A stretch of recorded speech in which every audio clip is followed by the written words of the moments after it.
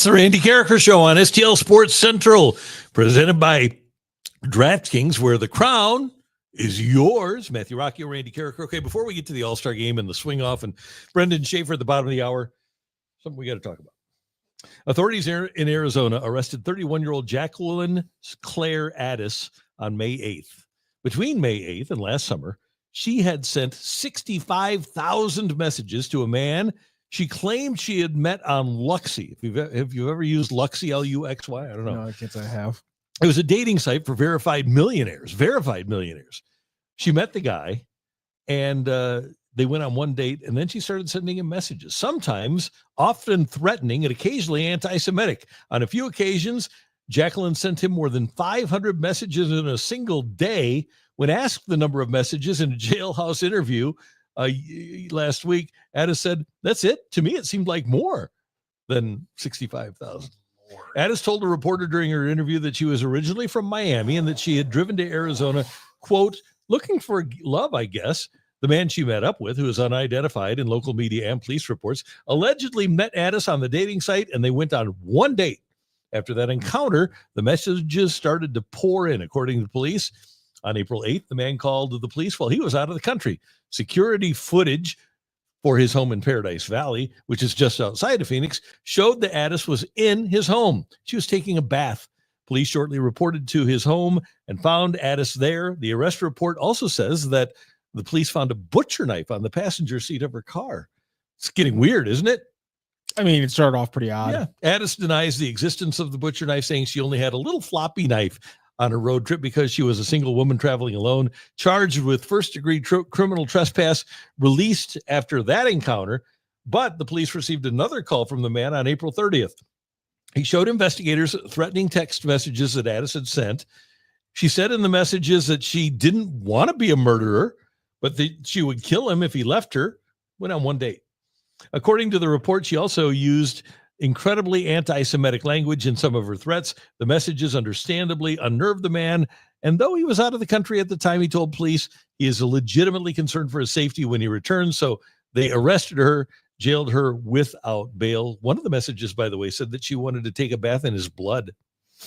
Ever had anything like that happen? No. Good.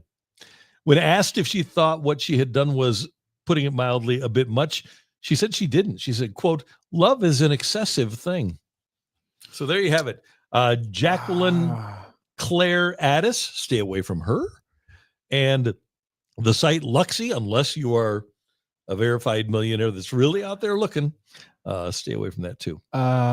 Listen, that? I've had some awkward dating moments in my time, but nothing to that level. That's pretty wild. Good Lord. Let's see. Sounds like a story right out of Orange is the New Black. Some of that happened. Yeah, it did. I can hear the cuckoo singing in the cuckoo berry tree. Cole Bassett's left foot. Does she have a sister? Well done. All right. First thing today, All-Star game. Swing Off wins it. Swing Off has to replace the Ghost Runner. Oh, my God. You of all people. Oh, my God. I was not expecting at least there's this opinion from Randy Karaker. Oh, my God. There is a level of skill. There's a spot on a roster for a swing off guy. I mean, if you aren't going to bunt the Ghost Runner over, then why have, would I prefer to not have the gamed up extra innings? Yes, I prefer to play extra innings like they should be played. However, you give me the choice between the swing off and the Ghost Runner, give me the swing off. But the Ghost Runner, you can small ball it across. Isn't there something? Who small balls it across? Whoever does that. I'm saying you can. You can, but nobody does. So everybody's trying to hit home runs anyway. Why not it's a home run game. Why not have home runs to decide the thing? I wasn't prepared for Randy Karaker of all people to have this take. Yep. I'm shocked. Samuel House says we have to explain what the swing off was, and then he says he'll hate it. So at the end of the All-Star game, if it's tied, you take three batters. They each get three swings, and whoever has the most home runs at the end of those three batters, three swings, is the winner of the game. And the All-Star game, the way it went yesterday, was tied 6-6 after the American League All-Stars roared back from a 6-0 deficit to tie things up at 6 apiece. Do we get People drinks it on the mobile. I guess not. Brandon Donovan was part of that with going 2 for 3. Darn it.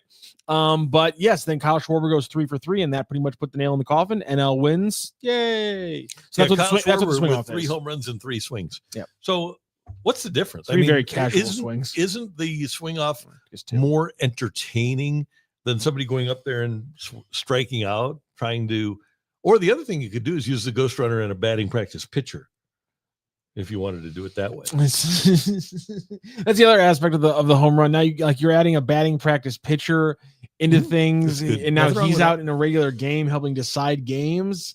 That now we're talking about, people in the offseason are going to be like, the Cardinals have signed a new batting practice pitcher, and that's going to be like an actual thing we have to talk about. Like Dave McKay was the best pitcher of all time. So much. I'm so angry right now. I loved it in the moment, but like Ellipsis 150. Honestly, it was more entertaining than the Ghost Runner. 100%. Yes, because the All-Star game is supposed to be about purely entertainment, though.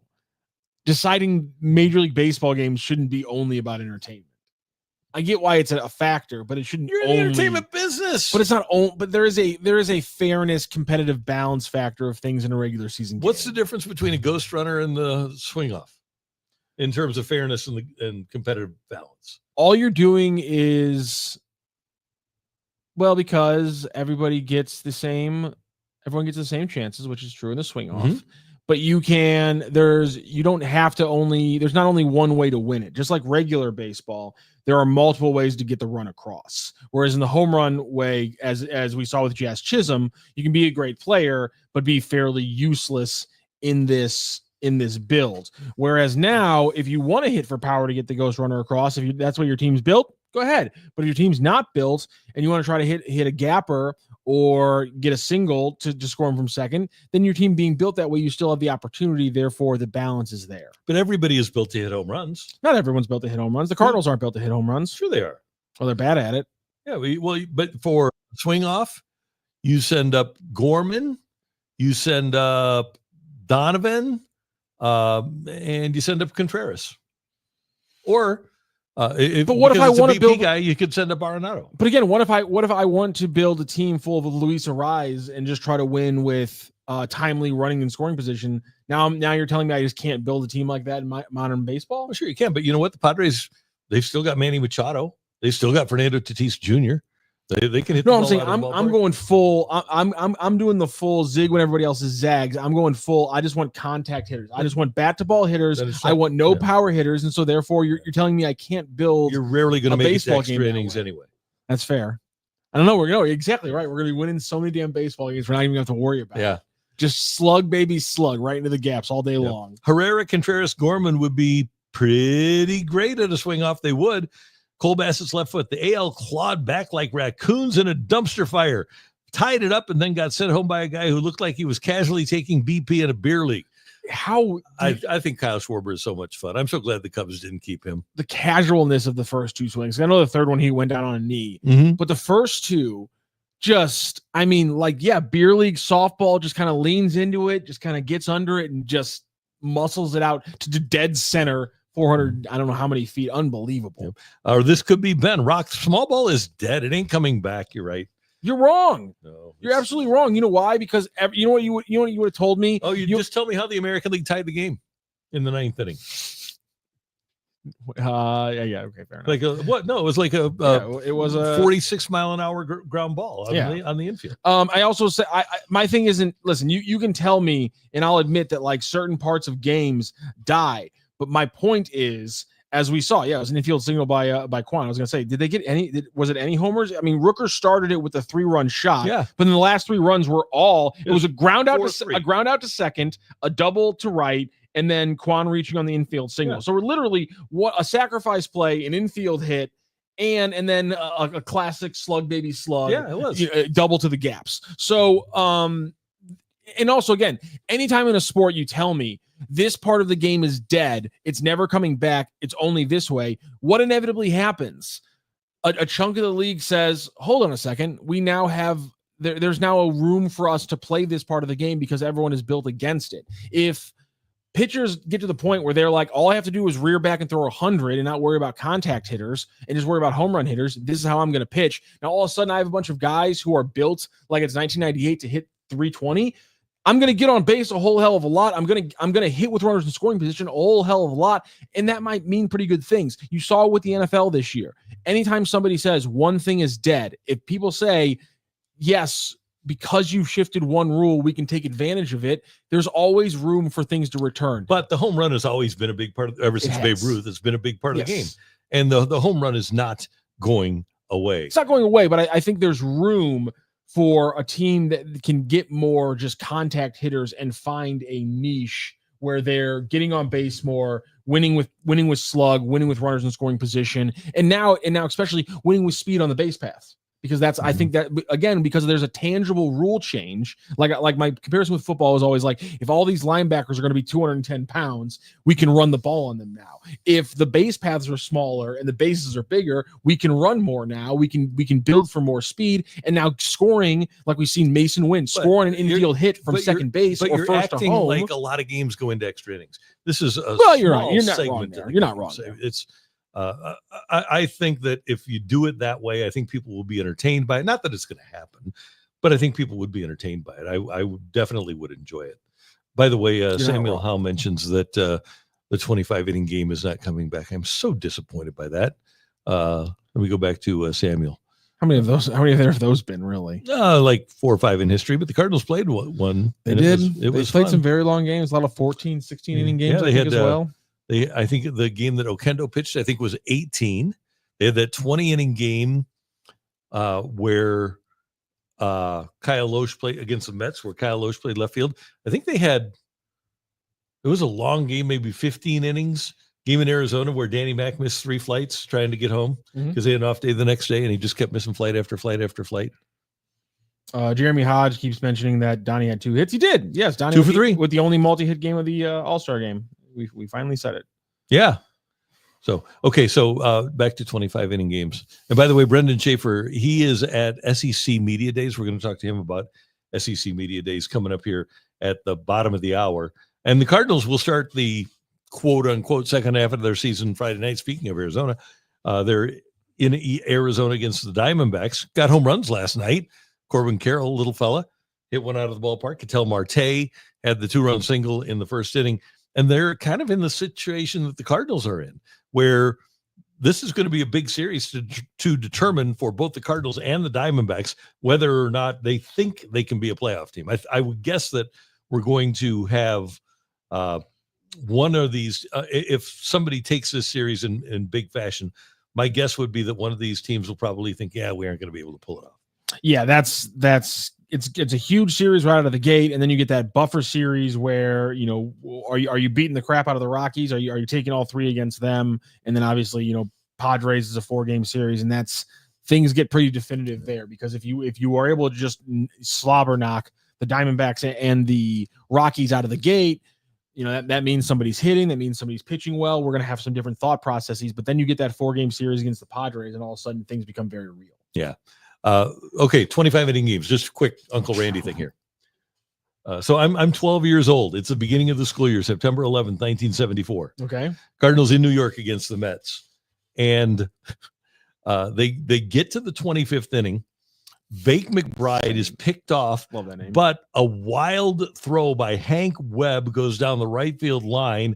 McBride circled the bases and scored to put the Cardinals ahead 4-3. They won the game in 25 innings, 4-3. The most amazing thing, and it ended like 3 a.m. And all of my 12-year-old friends, they were 13 because I was one of the youngest people in the class, but we all had listened to the game on our transistor radios in our bedrooms because games weren't on TV, and you always went to bed with a transistor radio and listened to the game. And we all stayed up for the entire 25 innings. It was amazing. What time do you remember kind of what time it was? It was like 2:50 in the morning when it ended. Oh my God. It was awesome. And at any point, did your parents come in and check that you were sleeping and you had to hide it? No. Really? No. Never once. No. Okay, then. So 70s were different. Oh, they were. Yeah. Yeah. We got away with everything. Bob Force goes 6 innings in that game. A guy named Mike Garman threw 2. Al Roboski threw 3 innings. Rich Folkers, I remember him. He went 2 innings. Ray Bear, B-A-R-E, went 1/3 of an inning. He walked a guy. Claude Osteen, 9 1/3 innings of relief for not all shutout innings. Was his first name Claudio or his last name Osteen? No, Claude, and no hyphen. It was, or apostrophe. Just O-S-T-E-E-N, Claude Osteen. And then Sonny Siebert got the win. Somebody at the island was feeling particularly lazy that day. Yeah, right. The Mets in that game, Jerry Kuzman, their starter, went 9. They also had a reliever named Jerry Cram, who went 8 innings. It was a fun game. Cole Bassett's left foot wants to know who are the Cardinals broadcasters for the 25-inning game. Jack Buck and Mike Shannon. I cannot imagine just the punch drunky kind of. Oh yeah, just like goofiness that they must have been like. My God, Jack Buck and Mike Shannon calling. That's 3 games. Yeah, 86 at bats for the Cardinals. That's 18 hits. 3 games in one day. Yeah. Just full of Jack Buck and Mike Shannon. I cannot imagine the things they would have been saying. Yeah, in the 18th. What is Mike Shannon saying at 1:00 in the morning while he's live on the radio? And he's my God, trying to get out in New York City, but which you still could do. God, that's right. Even at that year, 1974. I just want to hear the last 3 innings of that game. Yeah. I just want to hear the things that Shannon is saying the last 3 innings of that game.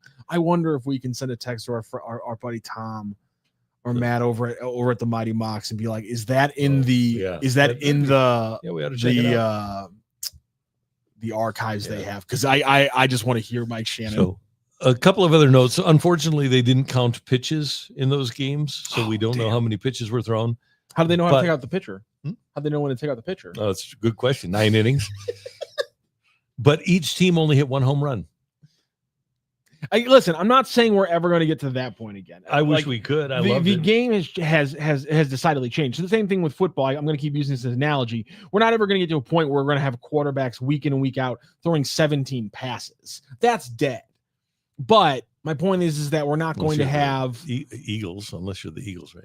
I don't know, was it that low this year for Hurts game in and game? Even for Jalen Hurts, I wonder that you mentioned it, like how low is it? But my point is like you're not going to see every team isn't going to be all of a sudden be the Drew Brees Saints because people figured out we can pivot against this. And I think I could be wrong, but I think there's a chance in baseball we see because of the base paths, because of the speed. I think there's a chance we see more and more small ball being incorporated, partially because of the rules being allowed and partially because, again, if you start getting pitchers settling into a certain way, maybe that allows certain hitters to start not cheating on things, but taking advantage of more just of a contact perspective. By the way, Jalen Hurts' first 4 games of the season had 30 attempts, but then pretty much to your point, he had a bunch with only like 20. He had one with 14, one with 19, another with 21.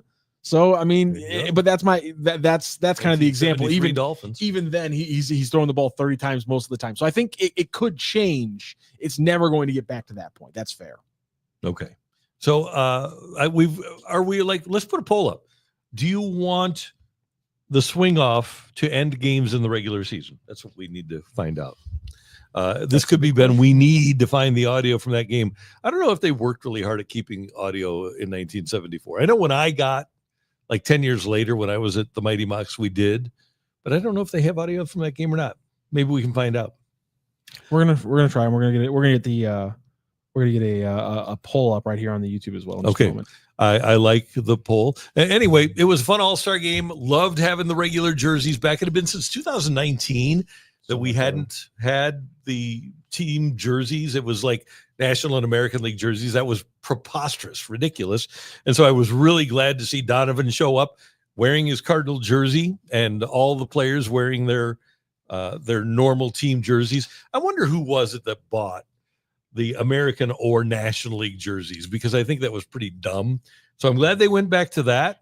Game went too long. There was too much stuff involved. That's the way it is.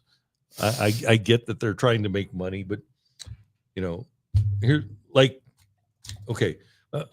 you think that the Stand Up to Cancer thing is basically just a 5-minute MasterCard commercial? It kind of seems like that. It does, yeah. So they can do that in a minute. You can stand up to cancer in a minute or 90 seconds. You know what? We never do God Bless America. I know it's a big event, but we don't do God Bless America during the regular season. I think the Yankees and Dodgers might on Sunday games. That's it. Don't really have to have God Bless America. That's another couple of minutes. The Hank Aaron thing was cool, kind of long. I don't think we needed to have a 4-hour game last night. I don't think. Is that how long it really was? Yeah, it took like. Good Lord. Yeah. I think it ended like 11:30, right? Started the first pitch was 7:15, 8, 9, 10, 11. So yeah, it was over 4 hours of total programming. And the nice thing about the swing off is you know exactly how much time it's going to take. You got 9 swings from 3 guys total, right? 9 for the 9 for each team. And it's nice to have the thing timed out. I'm one of those people now, and maybe I've been spoiled by the pitch clock and the shorter games. I'm not, and maybe it's also the fact that I wake up at 4 a.m, but I am not a big fan of games that go till 11 anymore. Yeah, that's an age thing, I think. Okay. I think if you were older and you were trying to stay up before you had to go to school the next day, I think you'd be a pretty big fan of it. Samuel Howe, 129 replay without commercials. There you go. Without commercials and all the extraneous things. So they basically an hour and a half of action last night. Cole Bassett's left foot swing off. It's penalty kicks for baseball, but with more sunflower seeds and less. Hold on. Flopping? No. I'll be shocked if the next word isn't flopping. No, it started with a C. Your poll just covered it up. Oh, my apologies for the poll. Oh, less cardio. No, less cardio. Okay. Yeah. The poll is up, by the way, on the YouTube right now. Should the swing off take over for the ghost runner in extras? And the votes are flying right now. Right out of the gate, it was a 60% yes, and it's dropped a little bit off to 58% with a couple of no votes. So vote right now on the YouTube. A couple of cool things. Jeremy Hodge points out Dave Roberts was raving about Donnie. Has Donnie got 2 years before free agency, before he's a Dodger? Yes. Oh, Jesus. Randy, you said the one thing and I just let it go over the top of my head. I think he's got 2 more years of arbitration. Do you think after they traded gloves, Ketel Marte was like, yeah, no, this is what my agent told me. These are the deals. These are the back parts of the contract. You really got to make sure you ask for. I think him and Ketel were just maybe trading a couple little quick points for his what should be the extension talks with him and the Cardinals right now, because there's absolutely zero reason a guy goes to the All-Star game and then has to deal with a second year of arbitration. Right. Shouldn't happen. And by the way, he coming into this year, he had exactly 3 years. So he's got 2 years after this before Donovan becomes a free agent in 2028. The other thing that I really liked was miking up Clayton Kershaw for his inning of work. I thought that was really cool. Yeah, he was fascinating. I thought. I mean, anytime you can talk to one of the greats like that, and you also have to think, and I think I got this from some of his audio. He's definitely kind of already hit that introspective lane where he's like, "Oh, I'm seeing the last instance of every part of my career. This is my last All-Star game. This is going to be my last game. It was my last game at Busch Stadium, even though I whined about it, and things like that. I think he's starting to hit that introspective lane, and yeah, I thought it was fascinating. What else did you think was cool about the game? I thought it was cool the way the American League rallied. I thought that was fun. That's always fun. Yeah. Did you like we're getting Tova Rocks. Did you like the challenge system? You love it. Jimmy the Cat Hayes was and Matty Whitener and Cam Jansen over on the Lou Information Station. They were a little bit against it, and I thought it was funny because they were like, "Man, the consistency of like having to go to that like throughout a game, and the ump just having to like take the L over and over again, that the system overrules him, and just having to keep going back and making calls. And they're like, there's like a confidence factor that I think is going to be really rattled both from the ump side, from the fan side, as the ump continually gets overruled and then has to make other calls." And they were pointing that out. And like, I didn't feel that last night, but it's because an All-Star game, they pointed out, and I was like, you know what? That's a real thing with how often it's going to be used. Well, and it's totally a coin flip. You can see how difficult the job is for the umpires because of the ones that I saw, they were super close. It was a sliver of the ball on a sliver of the plate, and very easy to miss if you're the umpire. And we'll see how, once this comes into play, how good the really good umpires are and how bad the really bad umpires are. I mean, a guy like CB Buckner wouldn't have a chance with the challenge system, would he? Yeah, no. You can call for the challenge while the ball's still in the air on its way to home plate because Buckner will get it wrong. Did Ollie write that joke for you? Cole Bassett's left foot, the opposition to the swing off thing. Pitchers watching from the dugout like, so we're just not needed anymore. Exactly. You are completely taking out one side of the game. Like, defense doesn't matter, pitching doesn't matter. It's now literally just hitting. It does matter. Every manager uses his entire pitching staff by the end of the 9th inning. The no's have taken the lead in the poll. Oh, no. The olds are winning. Should the swing off take over the ghost runner and extras? The no's have taken a 54% lead in the YouTube poll. If you feel strongly one way or another, vote. Yeah, we need you to. And also, while you're voting on our YouTube poll, make sure you like, share, and subscribe right here to STL Sports Central. Yeah, there's a lot there to like. And you can also follow us on all the socials. Find out what's going on here at STL Sports Central. And another thing you should do is, because we are presented by DraftKings, where the crown is yours, since we're so deep into the season, we're at the All-Star break, you want to be locked into every pitch. And the thing you need to do is do what I've done. Team up with DraftKings and download the DraftKings Pick 6 app. It's an all-new way to play daily fantasy sports. It's so cool. All new customers who play $5 will get $50 in bonus picks. That's an extra 10 picks. Keeps the action going as long as you want it to go. It's easy to start, fun to follow, and gives you a whole new way to stay connected to the game.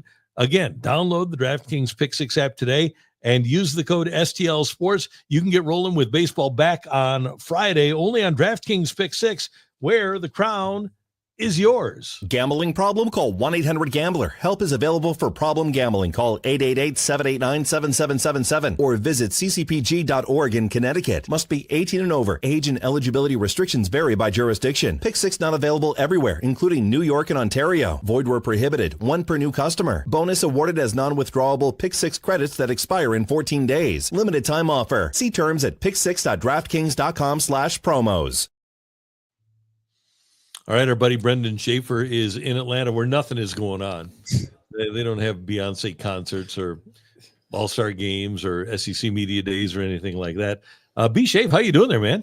Hey, I'm doing well. Joe is photobombing in the background. We're doing good.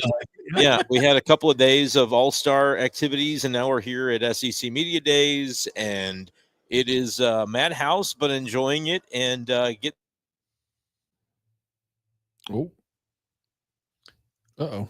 He's frozen. It happens. Yeah, that'll happen sometimes. I wonder if he can hear us. He's completely frozen. Poor guy. Oh, you know what? I wonder. We saw Joe step behind him. Mm-hmm. I wonder if Joe stepped on his cord and ripped everything out. Oh, no. I think this might be a direct Joe Roderick problem. Did Joe Roderick step on the cord? It's probably Joe's fault. Yeah. He's off here to the side like, oh, no, what happened? I don't know. So we'll do with what we've got here, I guess. All right. A lot going on down there at SEC Media Days. Give us the highlight of today. What's going to happen or what has happened already today? Well, Kalen DeBoer spoke this morning. Wow, we're just not getting a good connection today. Off the air again. Used to be Radio Row. Now they call it Digital Drive because, sometimes you're not on the radio when you're on the radio, as you guys understand right now. So that's going on, and we're eagerly anticipating Eli Drinkwitz and some Mizzou players for tomorrow. So excited to see what that's going to be all about and what their excitement level will be for the season. But yeah, it's been a crazy whirlwind of a week. I didn't get to Beyonce though. That's the one thing that I haven't covered this week, unfortunately. All right, much talk down there about the playoff format. Obviously, at some point it's going to expand, but it seems like the Big Ten is kind of gumming up the works here.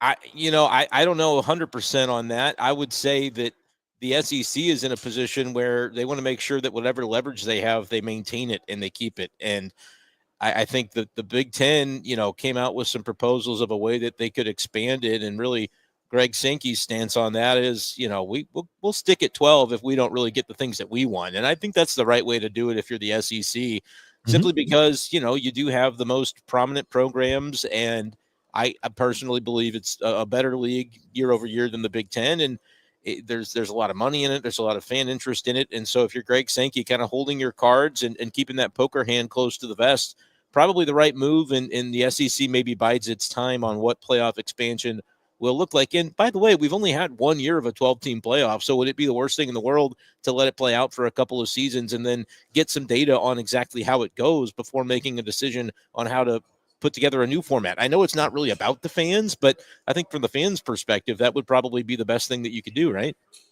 It is kind of classic SEC, though, that both the formats being thrown out, either the 5+11, which they are obviously in favor of because it benefits them with all the at-larges, but also the other one, the 4-4-2-2-1. It's like you're still getting 4 automatic qualifying bids. It's just like the SEC is the classic winner at the table where it's just big stack bully. Yeah, it already benefits us, but we want it to benefit us a little bit more.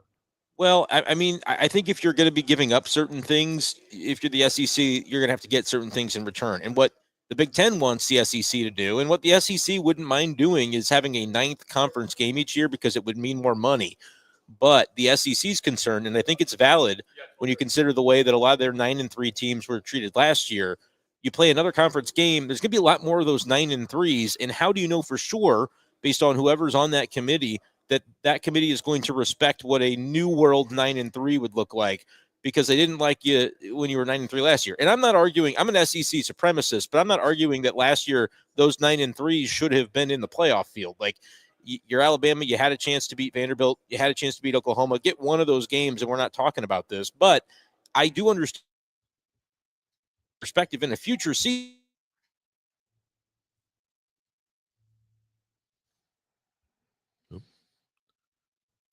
Is he gonna come back? Looks cold. What'd you say? He looks cold. He looks frozen. Cold. Jesus. And I listen. I get the SEC. I get the SEC supremacy standpoint, and Sankey made a really funny point on Monday where he was on the podium and he was kind of pointing out, he's like, listen, you want us to have a 9th conference game, but we already force our teams to play a 9th conference game, 9th game against a power conference, which the Big Ten doesn't force their team to do. You guys get a 9th conference game, and your conference is weaker than ours. So I don't know why you're standing on that as your big piece of interest of business. And I thought, again, SEC supremacy point from Greg Sankey, but not a bad one. No, and the 4-4-2-2-1, that would be 4 SECs, 4 Big Tens, 2 Big 12s, 2 ACCs, and then 1 at large. Correct? Which I feel, in a group of 5, and then one at large. For me, like, I feel like that at large is just supposed to be Notre Dame spot. Yeah, but exactly. Yeah. So, and the 5-for-11, what the SEC is doing is betting on themselves, because they say, okay, well, why should we limit ourselves to 4 or maybe 5 when we might have 7 teams in a 14-team playoff? We might be good enough to have 7 teams that could play. So I have no problem with the SEC betting on itself. And I do agree with what you just said. If they're going to be able to forego the 9-game schedule because they have to play another Power 4 now, I'm fine with that. Let the other power conferences, the other 3, prove that they're as good as the SEC teams that they're playing. And to your point, B-Shafe, I know you're not going to disagree with this, but I don't think Greg Sankey's wrong in pointing out that an SEC schedule of 8 SEC teams plus a 9th out of conference power conference opponent is almost always going to be a harder schedule than a 9 Big Ten opponent schedule. Like, Sankey, people might hate that fact, but like, that's going to be true the majority of times. It is, and so that's all the more reason not to add a 9th SEC game, because then is it now 10? You've got to play 9 conference, and then you've got to play a Big Ten opponent if you're going to have a scheduling arrangement. And so there are a lot of considerations that I think, like, on a surface level, we can look at a lot of these different things and say, oh, well, why wouldn't you want to do it this way? Why wouldn't you be okay with that expanded playoff? But I think they want to be very careful with making those changes until they're getting all the things that they want. And it does feel a little bit gross because you're kind of holding up the entire sport. Like I said, I'm Team SEC. I think it's the best conference, but I also don't want to see college football fundamentally change in terms of like the format. And you start to see the inkling of like, well, if it goes even further, now you're kind of a super league and these 2 leagues can go off and do their own thing. Like, I'm not looking as a college football fan for that type of change to happen. And so you do kind of have some uncertainty in the waters when all of these conversations are taking place. But I think when, other conferences, I think the Big Ten was largely behind that 4-2, 1-1-1, or whatever the hell it is. I understand why the SEC wouldn't necessarily be looking for that, because, yeah, you'd get 4 and it would be great. But I also don't want to necessarily, if I'm the SEC, guarantee that the Big 12 or the ACC automatically gets a second team into a playoff every year, because there's going to be a lot of years where my 6th or 7th team is on par with their second. And I just don't want to give up that leverage, I don't think.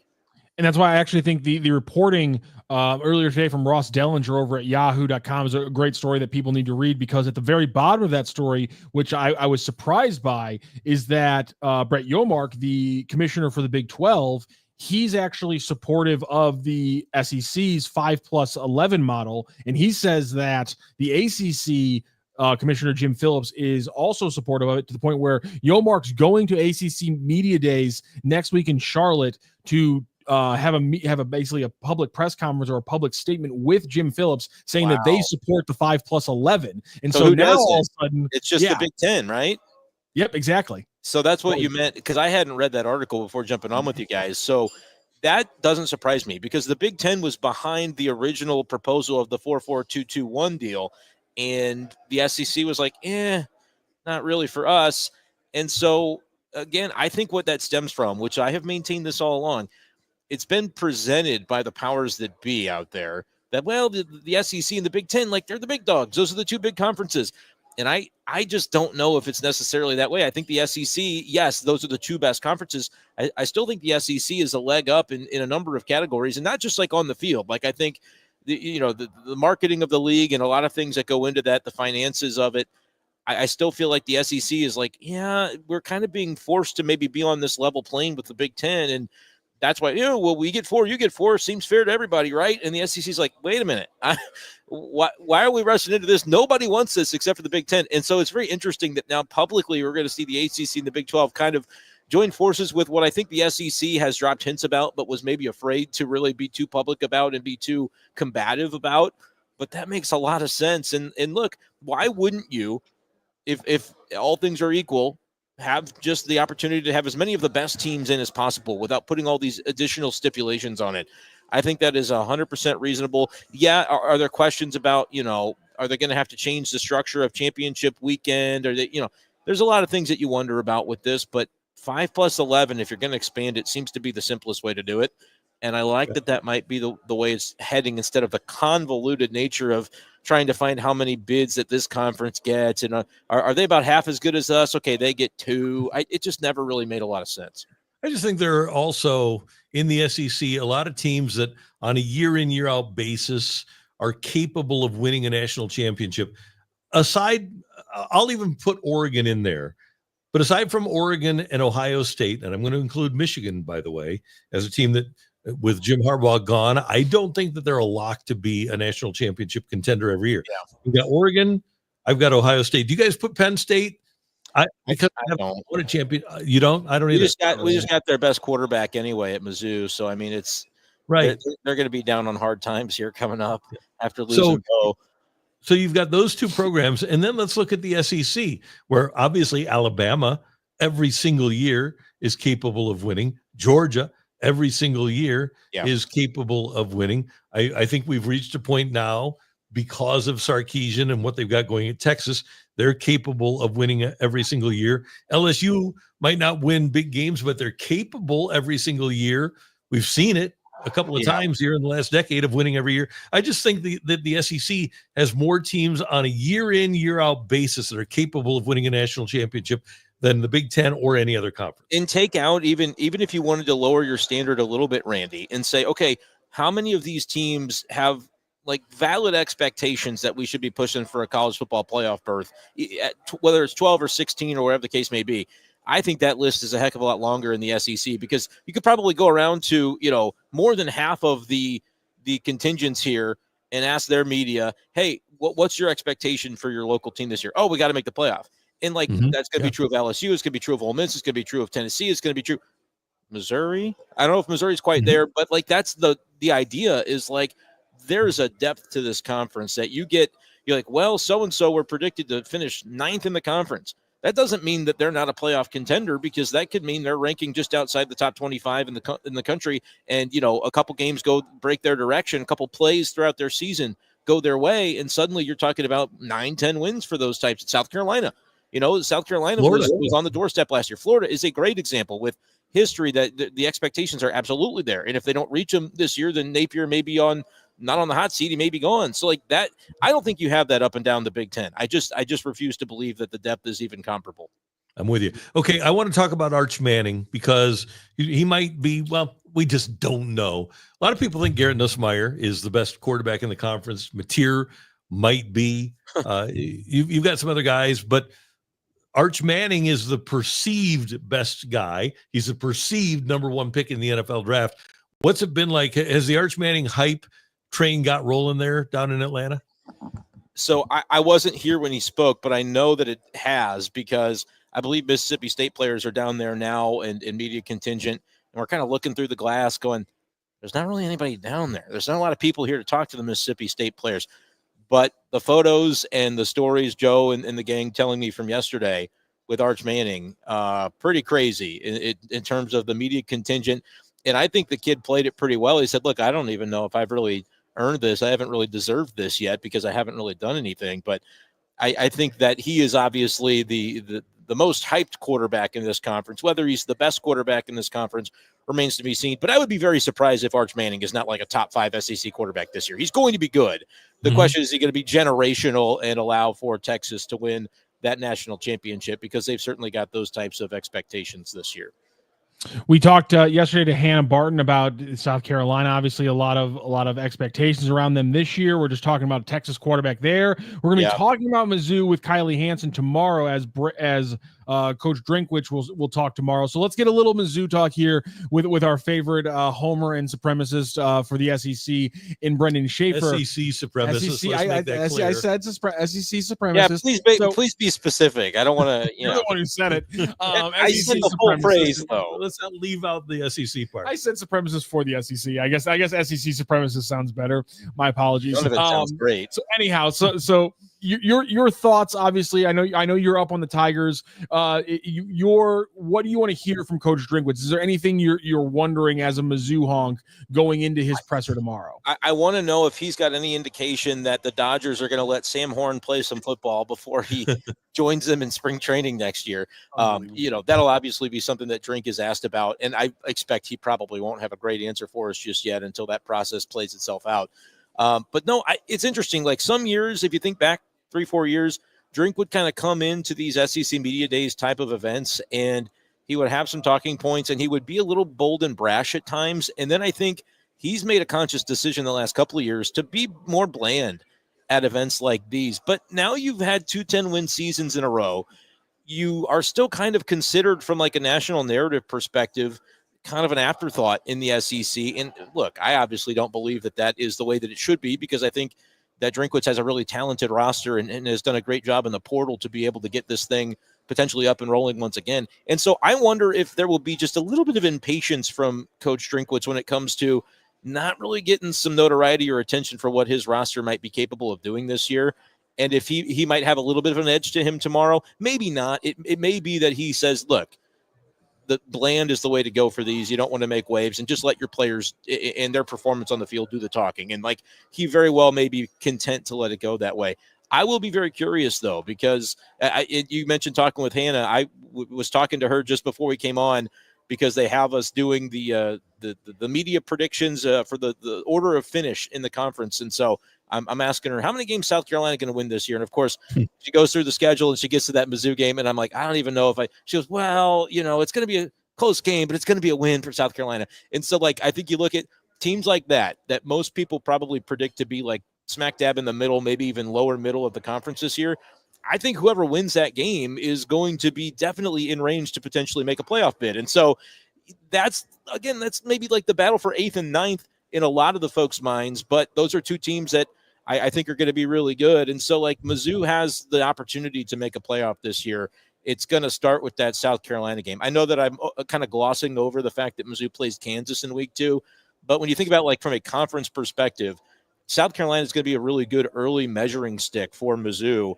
Two programs that are kind of in similar places. They both went 9-3 last year.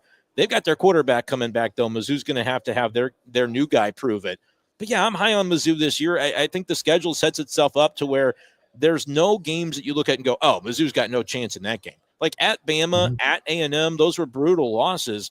And realistically, if I take the homer goggles off, I probably should have known going into both of those that they weren't going to go well. But you get them at home this year.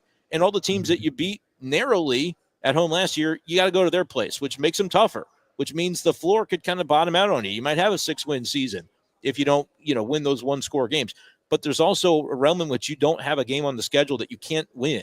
They're in all these games if they play their game. So I am very excited. I will try to maintain some level of, professionalism when it comes to this, but you'll fail. You'll fail. Don't do it. You'll try and you'll fail. Guys. I've tried to stay out of it. I've tried to just remain a fan and stay away from all this stuff. But here I am at the media days, so I'll be good. I had the Cardinals fandom beaten out of me for the last 10 years or whatever it's been covering the Cardinals. So I can do it. I can play nice. Here's my thing though, Brenden. I look at history, and historically, and even last year at South Carolina, Mizzou could have won, but they lost on the road at South Carolina. They have played really close games over the years with South Carolina.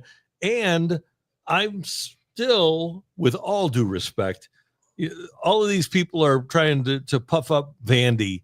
Let's see Vandy do it. Vandy still lost to Missouri last year. I know that Vandy is a threat because of Pavia, but I'm not sold that Vandy is going to be some superpower that Missouri can't beat. No, that's one of your road games. Like the 4 road games are Auburn, Oklahoma, Vandy, and Arkansas. Those are 4 teams that you beat like by heroic efforts at the very end of games 4 times last year at home.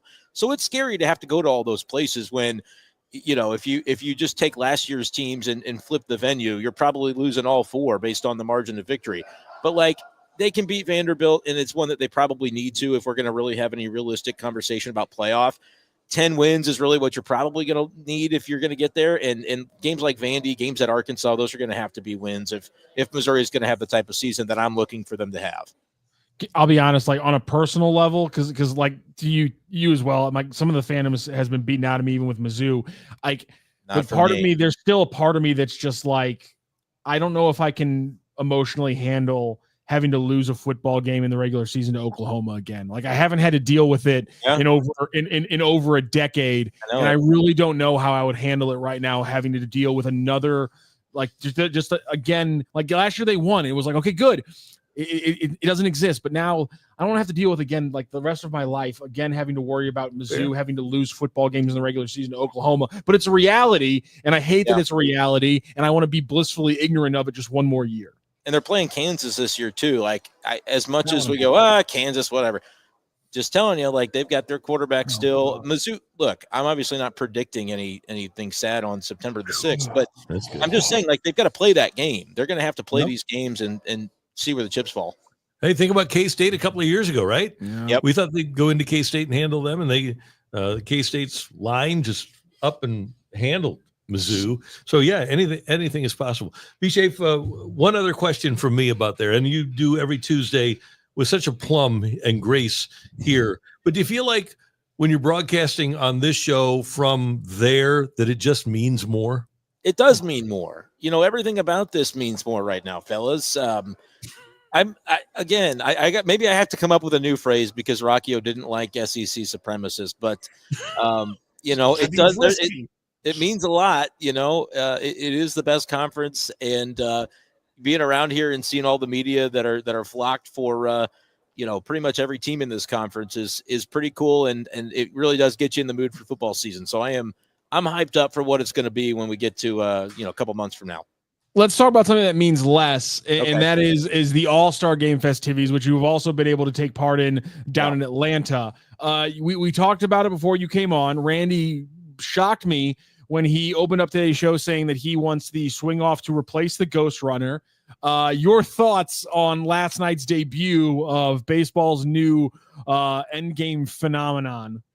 I just thought it was so funny, and I know there were some kind of conflicting reports where I saw one report that it was decided before the game who would be involved in a swing off. And some people were like, well, Bobby Witt would have liked to have done it, but he wasn't asked or whatever. So I don't think there were people who didn't even know what the rules were. Like Kyle Stowers coming out, interviewed before he goes to swing. It's like, hey, what are you doing? How are you feeling, Kyle? It's like, I didn't know this was a thing. And I where am I? I'm just imagining like the NL coaching staff realizing what was about to happen and going, hey, has anybody seen that blonde kid from the Marlins? We got to get him in here. Is he Shohei? No, he's not even in the time zone anymore. We got to find somebody. And so, it was a little bit not the most put together feeling when you've got Jonathan Aranda there for the Rays trying to finish it out for the AL. Like, that's probably not what you envision. But realistically, a lot of those guys are long gone after they exit the game in the early innings. As far as replacing it for the regular season, I'm good. I'm all set, I think. I'm all set on that idea. Stick with the Ghost Runner, Look, I don't love the Ghost Runner, but I think when you think of, all right, time of game, it helps pitching staffs. That's the main thing, is like managers already are going through how to figure out to manage their bullpen, and all the players have bought into this Ghost Runner. Like, one way or another, we're going to get out of here and somebody's going to win this game. I'm cool with it for the regular season. Don't ever bring it to the playoffs, but I'm cool with it because of the rigors of a long season. But look, haven't we tarnished baseball statistics enough to now we have to start going, oh, okay, he had a home run, but it wasn't really a home run because it happened in this other thing that helped them win. I just don't need it. And I did agree with your point that you made before I came on, where it's like, is it baseball, or is it like baseball hitting where there's no pitching involved? I just, you take the pitchers out of it like that. I'm good with it the way that it is. But I thought it was great for the All-Star game. And you knew eventually we would see one of those. And I think that is a good format, but there's always going to be something that we have to tweak or complain about, but it was good. I thought the event was great. I thought it was too. And I just have to make this point. What better way to preserve your bullpen than not have pitchers pitching? Not have one. There you go. Yeah. And we know how long it's going to take. You don't have any 11 or 12 or 13 inning games. It's going to be 18 swings, baby. And maybe an overtime maximum of 24 swings. So I just love the idea of this. This is as good as, or maybe even better than, the shootout in hockey. I think they should put it as a setting on like MLB The Show, and then Randy can play it there, and we don't have to ever have it in the regular season for baseball. It was fun for where they used it, though. I enjoyed it. Have fun in Atlanta. I was out in Atlanta for the Rams Super Bowl win in 1999, and we had a Rams bar that was right across the street from where Ray Lewis allegedly whacked those two people with a knife. Yeah. They never did find the white suit. Interesting. So do I go now, or am I still here? He has no idea how to respond to that. So I'm just saying, I didn't see Ray I never saw Ray in his white suit. He was just wearing sweats by the time I saw him. Yeah. We usually like to confuse our guests by ending on non sequiturs. Thank you so much for your time, Brenden. Bye, guys. Hey, brother. Have a great day. God, you terrified him. He's sitting there thinking, does he still have friends in Atlanta that I have to watch out for now? Oh, no. Terrified Brenden Schaeffer right there. And, by the way, we didn't use the word allegedly because I hope he did. He only spent the summer in jail. Exactly. Yeah, of course. But then they figured out, oh no, he didn't do it. There's no way. Well, I think they may have figured out they didn't have enough evidence. It's usually why they don't pursue those things. Yeah. Hey, you know what? Later this afternoon, I'm headed over to the Fenton Bar and Grill. And I hope you can join me at the Fenton Bar and Grill sometime. I love to go there, and you will love the trashed wings. You see them right there in the middle being slathered up by that delicious golden sauce over at Fenton Bar and Grill. I think today, though, I'm going to go with the trashed chicken sandwich. It's unbelievable. It's a 6-ounce chicken breast, trashed and served on a brioche bun with lettuce and tomato and red onion and pepper jack cheese. It is tantalizing. And if you want a delicious salad in the warm weather here in St. Louis, head over to the Fenton Bar and Grill and have one of their fantastic salads. They've got an array. Their Southwest salad is really spicy. It's great cheddar cheese, flame roasted corn with black beans, red and green peppers, diced tomatoes, and red onion. It is delicious. And then they have the chicken Caesar salad, which I love, with red onion and Romano cheese, croutons, and Caesar dressing. One of the best salads in St. Louis. Get that with some grilled chicken, and you will be all filled up, and it'll be healthy too. The Fenton Bar and Grill has a fantastic happy hour between the hours of 2 and 5 p.m. And check out their mini tacos. You can get 6 of those for $6.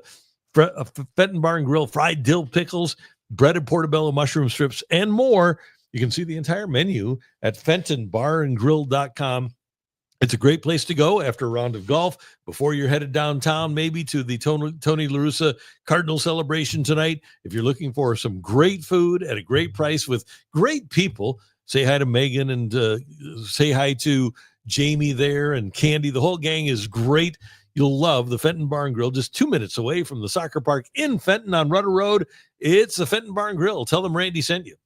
All right, Randy, you want to do a little Megamind minigame? Yeah, We've been sure. talking so much college football that I wanted to, and it was on The Athletic or New York Times, wherever you get your news. They actually did a Facebook. wherever you get your articles from The Athletic is what I was saying. Oh, okay. Because sometimes I get all of them from The Athletic. I don't use the New York Times portal. And by the way, like many of you, my news knowledge comes from Facebook memes. Oh, okay, fair enough. That's where I get my news. So Chris Vanini over at The Athletic put together Vannini. Yes, I believe so. Yeah. He put together a list of the best names for college football rivalries. And I decided to pull a few of the names off that list because he just went off names, not recognition, not like the history, just the name of the rivalry. Okay. And so I pulled some of those more obscure ones. Okay. I combined it with some of the more famous ones that I think are some of the best names. And so I have 8 college football rivalry names. Okay. And I'm going to give you the name of the rivalry. Okay. And we're going to see if you can name which 2 teams play each other in that rivalry. So I'm going to get up the first of our questionnaire here. Let's I'm going to reformat this so it looks all nice and pretty for the people. Let's go like that. There we go. Can rock stump Megamind. You don't even need to see my head. We're just gonna focus on Randy's head. I'm gonna stay over on this side. You don't even see. We're just gonna focus on Randy Karaker. Yeah, so let's do it. The first one, and Wilson, when I tell you, I'm gonna need you to hit next on this little slideshow I got here. So right out of the gate, I'm gonna give you one that it's more obscure, but it's an easy one. The Holy War. An incredible name. BYU in Utah. All right, go ahead and next on the screen there for Randy Karaker. You got that one right out of the gate. The Utah Utes and the BYU Cougars face off in the Holy War. Obviously, you got the Mormons and the non-Mormons. Yes. I like this one too. 100 Miles of Hate. Ooh, we're at 100 Miles of Hate. And I've got some of these. I've got some hints if you want them. If you want to ask, I can give you a hint. Yeah, I'll do one hint here. Brooke Grimsley would be right on top of this one. Oh, Tennessee and Vandy? No, it's Tennessee and Alabama. Think a little bit deeper cut on Brooke. This is a deeper cut one. Okay, so it's gonna be her Blue Raiders. Oh, MTSU. Yes. So okay. Middle Tennessee State, and who is the other one here for 100 Miles of Hate? 100 Miles of Hate.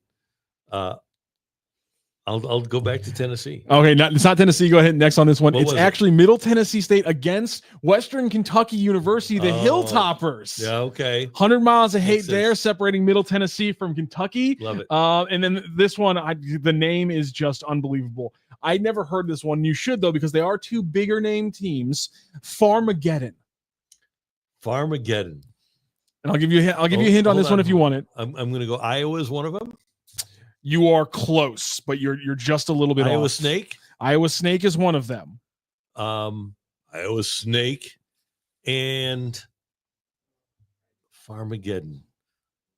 I'm going to go Iowa State and K-State. Oh, hit next on it. Nicely done, Randy Karaker. Hit Farmageddon 100%. Kansas State Wildcats facing off against the Iowa State Cyclones. A Big 12 battle every year. Farmageddon.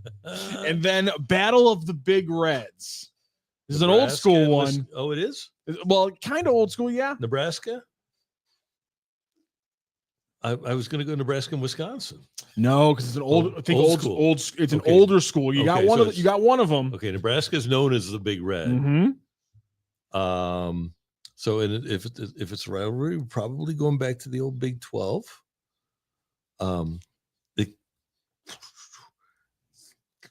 It's not Oklahoma, is it?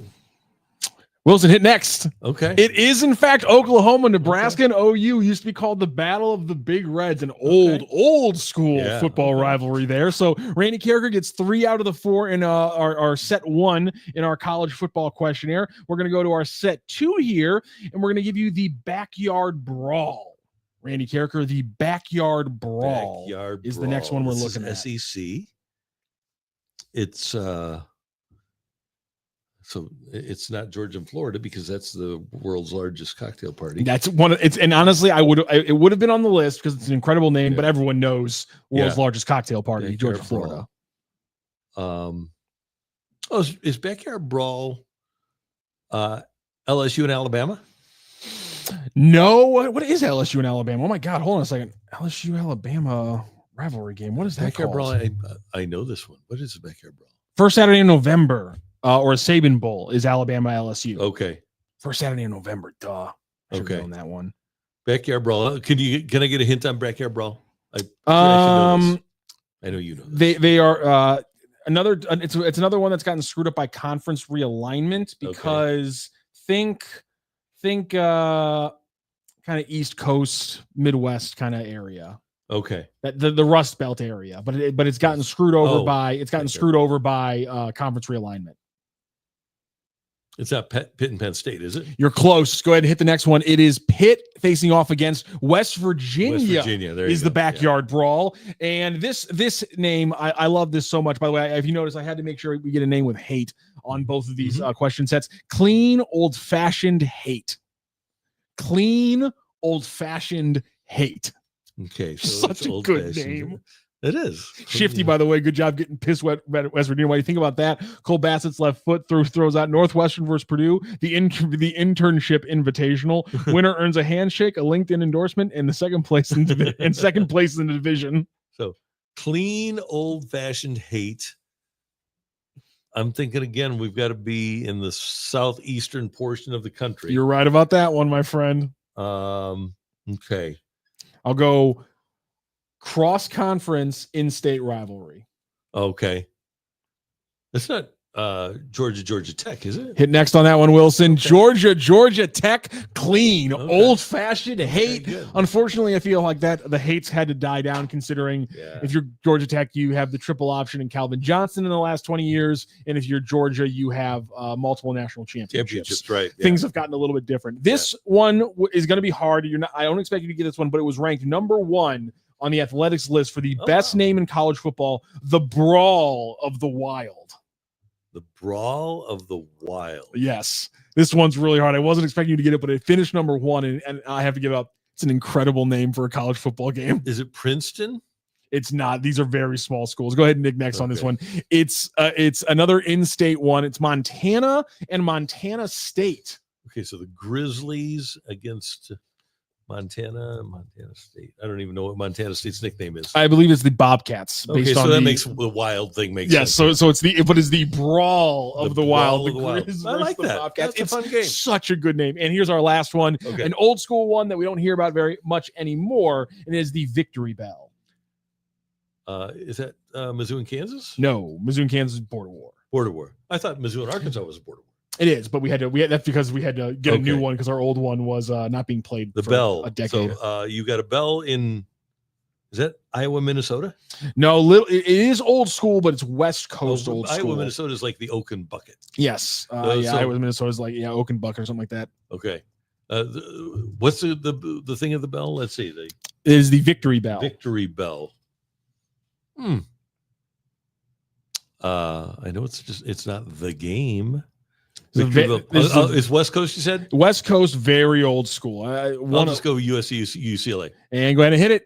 You got it. UCLA, USC is the Victory Bell. It's one that bigger deal for about 70 years from 1900 through 1970s, but is precipitously dropped off ever since then. So great job there, Randy. You got honestly every single one that I expected, except for maybe one in the first set, and then I didn't expect you to get Brawl of the Wild, but I had to include Brawl of the Wild. Go ahead and check out Chris Vanini's piece because it actually was fantastic. He had a bunch in there that I'd never really heard of. Looking now at the full piece, Brawl of the Wild came in number 1. Bedlam came in at number 2.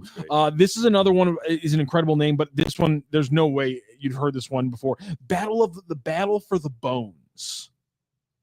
I have not heard of that. No. UAB in Memphis is the Battle for the Bones. The world's largest outdoor cocktail party came in at number 6. Deeper Than Hate was another one that I thought was fantastic, but 2 really weird teams that you're never going to get. Deeper Than Hate is Appalachian State, and it's not Liberty. It's the Hawks, whatever that Hawks. Yeah, Liberty wouldn't be involved in hate. Yeah, sure not. Yeah.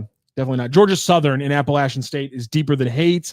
The biggest little game in America is another one that looks like it's from two very small schools. The Soul Bowl involves Jackson State. One of the texters, I think it was Cole Bassett's left foot, mentioned this one. The Moonshine Throwdown, which is Western Kentucky University versus Marshall. Okay, and so fantastic Western Kentucky's one. got a couple of these. Western Kentucky's got a couple of these. Yes, the Coal Bowl, the Seafaring Scuffle, and I don't even know who those teams are because the logos are too small for you. You can Google who the hell they are.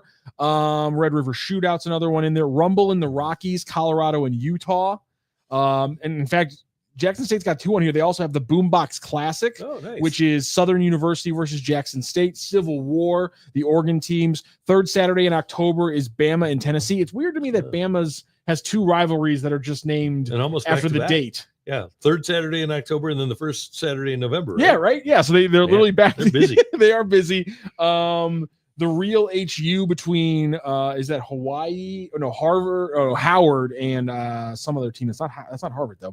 And then Backyard Brawl and the Border War. Those are all of the top 25 college football rivalry names, according to Chris Vanini on The Athletic. And of course, as college football is looking to maybe make a big change, I thought no time more perfect than to get a little MEGAMIND minigame going. Yeah, very much fun. We enjoyed that, and I want to turn back to baseball because we wanted to touch on this yesterday, and we somehow got off track. I don't know how we ever got off track on the Randy Karaker show. A long show, too. We did, yeah.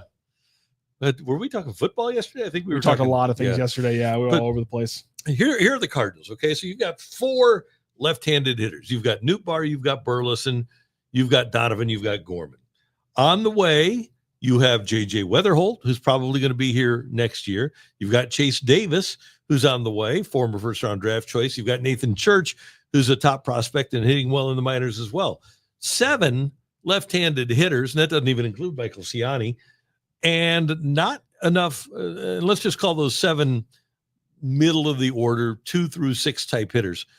There aren't going to be enough spots for all of those left-handed hitters. And Bernie wrote last week about how the Cardinals should, at this trade deadline, if they can find a taker for Nootbaar, they should move on from him. I think the Cardinals are, if they want value and they're going to be looking for that number one starter, the established number one starter, Liam Doyle might wind up being that guy, but he might not.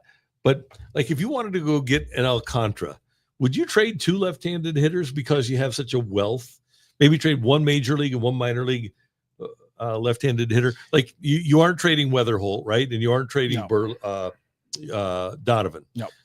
So, but from among Burleson, Gorman, Nootbaar at the major league level, and then Church or Davis at the minor league level. Yes, because it's not just because for me, it's not just about the fact that it's a left-handed logjam. It's that there's also positional logjams there. And so 2 birds with 1 stone, it all just makes sense.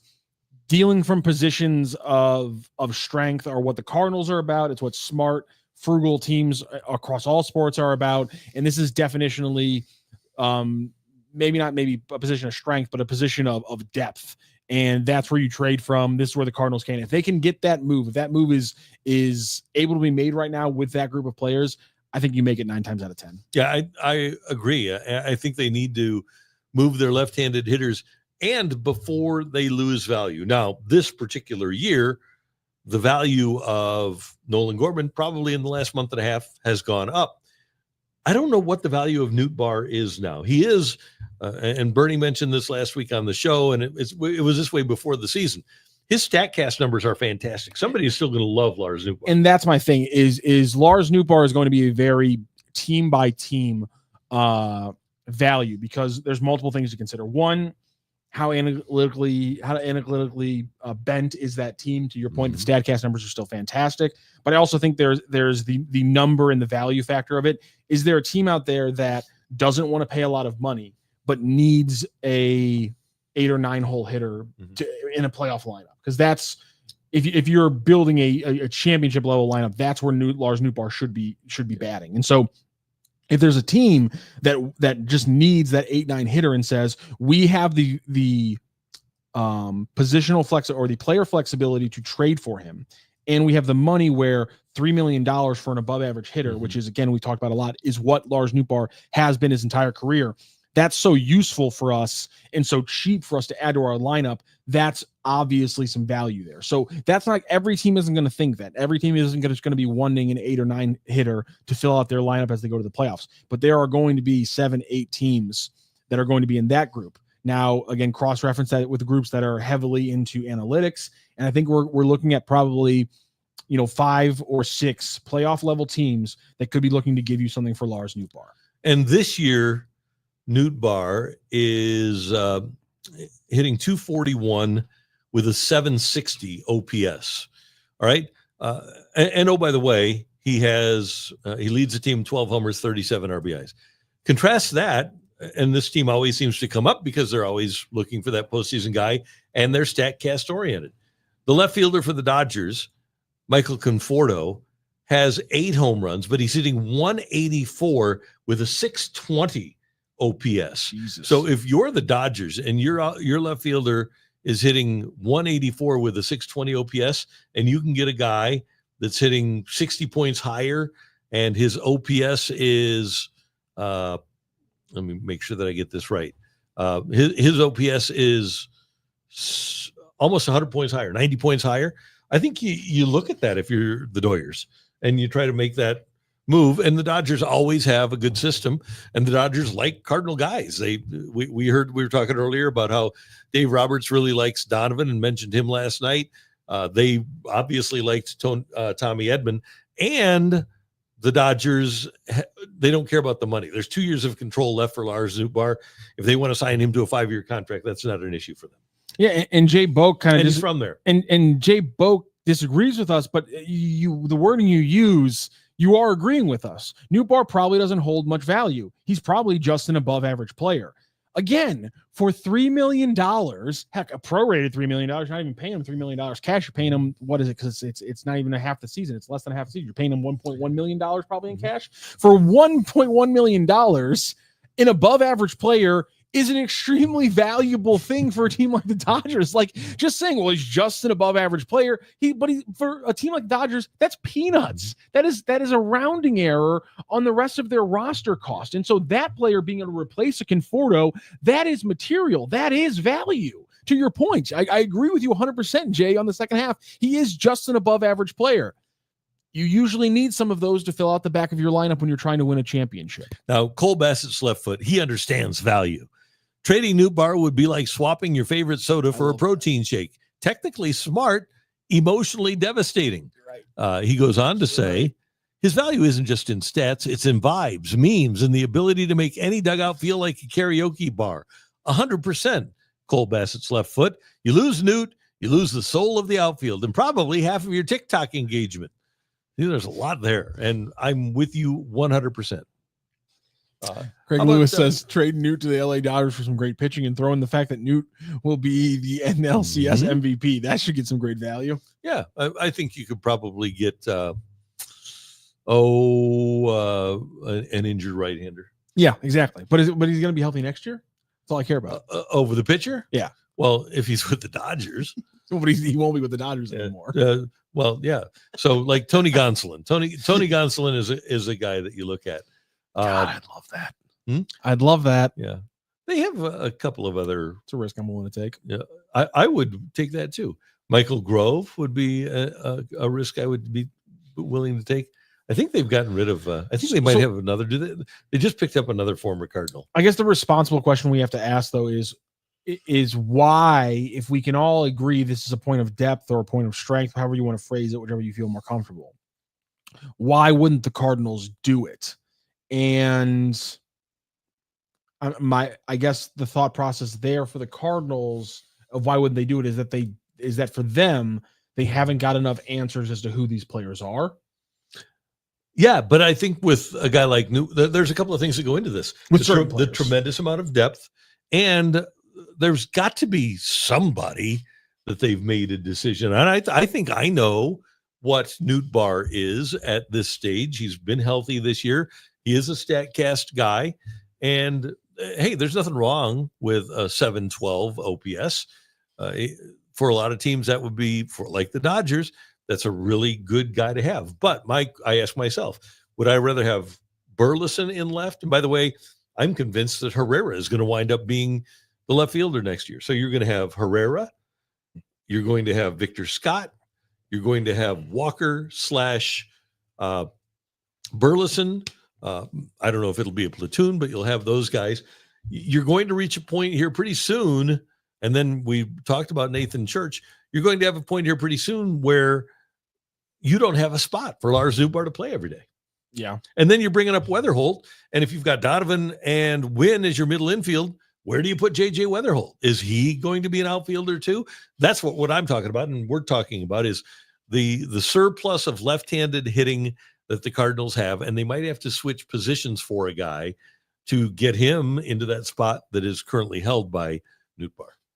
Yeah, I still don't know what to do with guys like Nathan Church, and because it's happening so out of nowhere with him, but he's hitting the level where it's like, well, the age kind of lines up with him trying to figure things out, and so I guess when we talked to John Denton, we talked to Bernie, when you have a guy who can show that kind of hitting even at AAA, teams perk up, and so I'd be completely okay with moving him and another guy or two.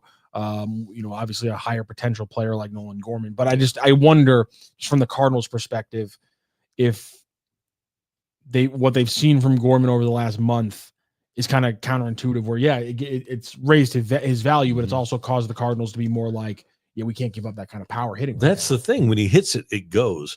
Scherche, by the way, I'm going to call him Scherche, coming into the last year. Well, let me just give you his pro stats. I'll throw out the first year, but 23 OPS of 724 in 455 at-bats, hit 279. Then last year, 482 at-bats, hit 268 with a 704 OPS. And all of a sudden this year, maybe he's figured it out, hitting 340 with a 957 OPS. He's 25 years old, and maybe he has figured it out. He's 5'10", 180, and he does have 10 homers, 41 RBIs this year. So he is a guy that has a chance. On the flip side, he could be Matt Koperniak. So we all, and I was in that group of people that really liked the idea of Koperniak coming out of spring training. He's a year older than Nathan Church, and had a fantastic spring for the Cardinals, but now he doesn't even look like a prospect anymore, and the Cardinals haven't taken a great deal of interest in bringing him up to the major leagues. And I know it's not because people, when we talked about Koperniak, the reason why we said you don't give him a spot is because the majority of the times, 99.9%, probably not that high, but like 95% of the time, when a guy is that age, he hasn't hit the majors for a reason. And that's my thing with Church is when a guy's 23 or 25 and he all of a sudden he's hitting 400 points better across his slash line than he was the year prior. I go, what happens if we give him 500 at bats in AAA? Is he still an 850 plus OPS guy? Because like right now he's in 1,000 OPS guy. I'm not expecting that, but I'm saying, is he still an 850 OPS guy at AAA with 500 at bats? Because why was he a 600 OPS guy at 23 years old just a year ago? That's again, I could be wrong. There's always a chance these guys prove the larger scheme correct. But to do the dartboard thing again, it's I rather throw my darts at a big board than a small one. And Koperniak has turned 27 this year, 278 at bats, slashing 219, 281, 320 for a 601 OPS with AAA Memphis. Maybe that's why the Cardinals haven't called him up. But I understand he's a really swell guy. Yeah, it always falls back to whether or not is he a good guy. He's a swell guy or not, doesn't it? It really does. Jay Reinegade, by the way, coming in, he says, I missed yesterday's show. Is there any possibility we see Doyle this year? Doyle. I think that with a different team, I think that you could have had a small chance. I think with the way the Cardinals handle pitchers, no. I think you'll see him start at AA next year, and that'll tell you a lot about how short his arc's going to be to the majors. But I just don't see the Cardinals being the Cardinals giving him major league innings right out of the gate, especially considering how much all the stories we just had about him pitching incredible amounts of pitch counts. I have a feeling the Cardinals are hearing those stories and go, all right, we got a plan on how to shut this guy down and then ramp him up for Double-A next year. Probably starts next year at Double-A and then finds his way to the majors by the end of next year. He's definitely on the fast track. They love his polish. They love, obviously, his stuff.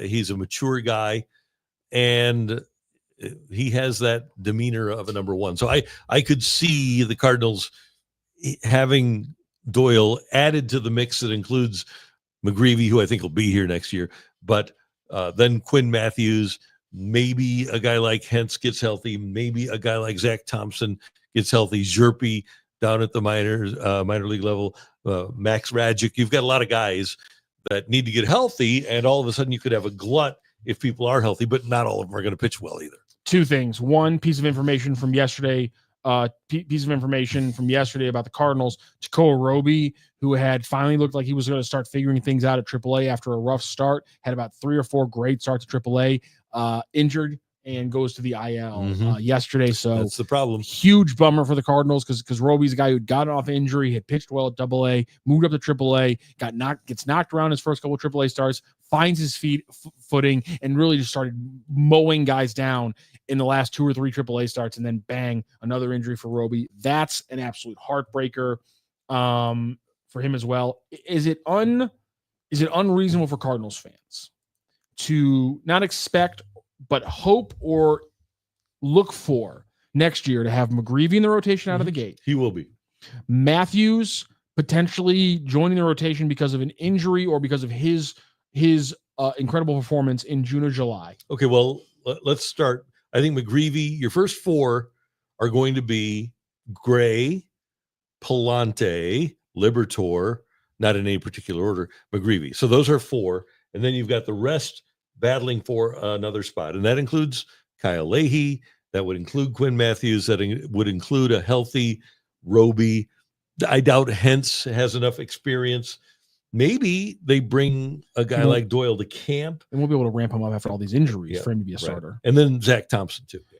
But I'm not saying if let's say he's not the winner out of the gate, like what Mathews pitches well or an injury happens, we could see then Quinn Mathews in maybe June or July of next year. Yeah. I would be surprised if he wasn't here at some point next year. And then if Liam Doyle starts in AA, it's not completely out of the case that he might be the September call-up as well. Not saying it's going to happen, but you could legitimately see next year McGreevy out of the gate, Quinn Mathews halfway through around the All-Star break, and then Liam Doyle at the end of the season. I think the way the Cardinals are going to evaluate young players is going to change. That's a good point. I think players are going to promote themselves rather than the Cardinals saying, well, we don't want to block a guy, or, we don't think that he's ready. I think a guy like McGreevy this year, who the Cardinals have told, I think we mentioned this yesterday, Cardinals have told him, you've done everything you can do at the minor league level. I believe that next year that the philosophy will be, okay, if you've done all that you can do at the minor league level, then you deserve to be in the majors, and we're going to find a spot for you. And that'll happen with a guy like Doyle, with a guy like Mathews. I think any of those guys who prove for a rather extended period of time that they're ready, they'll promote themselves. I love hearing that. And I was going to say your lips to God's ears, but I guess it's more like your lips to Chaim Bloom. Yeah, there you go. So that works. Yeah. But there's a lot to get excited for. Obviously, injuries could get thrown in, but at the same time, if things go well, again, we're talking right now about McGreevy, Mathews, and Doyle. But to your point, are we having a conversation about Zerpe at some point? Is Robert Say back in the conversation? Zach Thompson? Like, there's a lot of young pitchers, a lot of chances they have to hit, and there's reason to be excited. And still have 2.5 months left in the minor league season, so that players can make a move. And that's bad news, unfortunately, for TK Roby. Yeah, God, that was a bummer. Yeah. Tomorrow, this week, is this week going slow? Like, today is hump day. Feels like it's going slow. I don't know. It's just All-Star break week. Always kind of goes slow, That's doesn't why it? it's All-Star break week. Yeah. It's always kind of goes But we'll slow, have more it? from Atlanta tomorrow and the SEC. Yes, Drinkwitz will be talking tomorrow, so it'll be Mizzou Day. So we'll have SEL Sports Central's Kylie Hansen will join us live to talk about the Missouri Tigers and Eli Drinkwitz. It's also looking like, because it's All-Star break, I think we might be looking at a interview with Lutz Pfannenstiel. Oh, like it. Of city sporting director. By the way, will the new guy be ready for the fall? Yes, he will be ready for the fall. He'll be eligible to play as soon as the transfer window opens on July 24th. Maybe he'll play on the 26th. They have a game on the 26th, and hopefully he'll play then. So you think I'm not paying attention? They also made it official, so we can actually ask Lutz, if we get him on tomorrow, about FIU fall, which I'm extremely excited about. I doubt they'll have confirmed and finished off the potential trade and deal that is being reported from Tom Bogert with Minnesota United. What are we getting? They're talking. So Sang Bin has fallen out of favor. Former Cardinal closer? No, his position up in Minnesota United, which is a kind of hug the right flank, right winger. They don't play with that position anymore in the new coach up in Minnesota United system. And so he hasn't really gotten any minutes this year. He was very good last year for them last year. And so in addition to him on a cash trade, they're also talking about a loan deal for a backup defender who plays a little left back, a little center back, Daniel Pettelford. And so that deal probably not going to be finalized. But if we do have Lutz on tomorrow, we'll be able to talk all about FIU fall, and that'll be exciting. Looking forward to that. Great job today by Matthew Rocchio. Thank you, sir. Thank you. Wilson getting us on the air here, doing fantastic work. And thanks to B. Schaeff. And of course, you can always see us again on YouTube. And if you want to check us out just on audio, we're on pretty much every podcast platform. It's the Randy Karaker Show. Again, have lunch or dinner, your next meal, or just a good time at the Fenton Bar and Grill. And don't forget to download that DraftKings Pick 6 app, because the crown is yours. We will see you tomorrow morning at 10:04 here on the Randy Karaker Show. So long, everybody.